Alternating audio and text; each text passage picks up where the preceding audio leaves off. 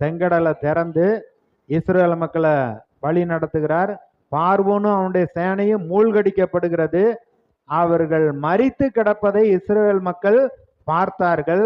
கண்ணார பார்த்துட்டு நீர் பெரியவர், ஏன்னா அவர் ஏற்கனவே சொன்னாரு, எகிப்து தேவர்கள் மீது நான் நீதியை சறுக்கட்டுவேன்னு சொன்னாரு.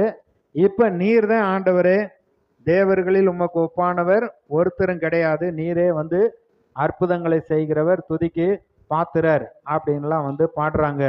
இப்ப தாவீது கர்த்தர் பெரியவரும் மிகவும் துதிக்கப்படத்தக்கவருமாய் இருக்கிறார், எல்லா தேவர்களிலும் பயப்படத்தக்கவர் அவரே. அவருக்கு வல்லமை மகிமைய செலுத்துங்க, பரிசுத்த அலங்காரத்தோடு அவரை தொழுது கொள்ளுங்க. பூமி பூரிப்பாகி கர்த்தர் ராஜரீகம் பண்ணுகிறார். அவர் எல்லா ஜாதிகளுக்குள்ளே அவர் வந்து மேன்மையானவர். அதாவது கர்த்தர் பெரியவர், மிகவும் துதிக்கப்படத்தக்கவர், எல்லா தேவர்களிலும் பயப்படத்தக்கவர் அவரே. வெளிப்பாடு தாவீதுக்கு வந்ததுனால கர்த்தரை அவ்வளவு உயர்த்தி உயர்த்தி வர்ணித்து வர்ணித்து பாடுகிறார்.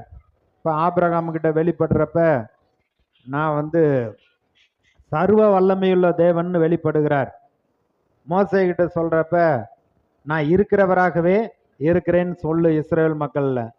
நான் வந்து உன்னுடைய பிதாக்களிடத்துல ஆபிரகாம், ஈசாக்கு, யாக்கோப்பு, யோசேப்பு இவர்களிடத்துல சர்வ வல்லமை உள்ளவர்னு நான் அவங்களுக்கு வெளிப்படுத்தினேன். இஸ்ரேல் மக்களுக்கு அதே கர்த்தர் மாறாதவரா இருக்கிறாருங்கிறத இருக்கிறவராகவே இருக்கிறேன் யெகோவா தேவன் வெளிப்படுகிறார்.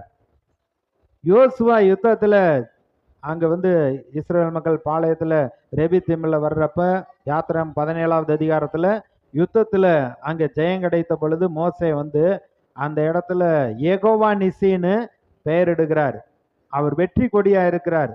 இந்த அமலேக்கை மேற்கொள்ளுகிறது மாத்திரமல்ல, உங்களுடைய எல்லா யுத்தத்திலையும் அவர் வந்து ஜெயம் கொடுக்கிறவரா வெற்றி கொடியா இருப்பாரு.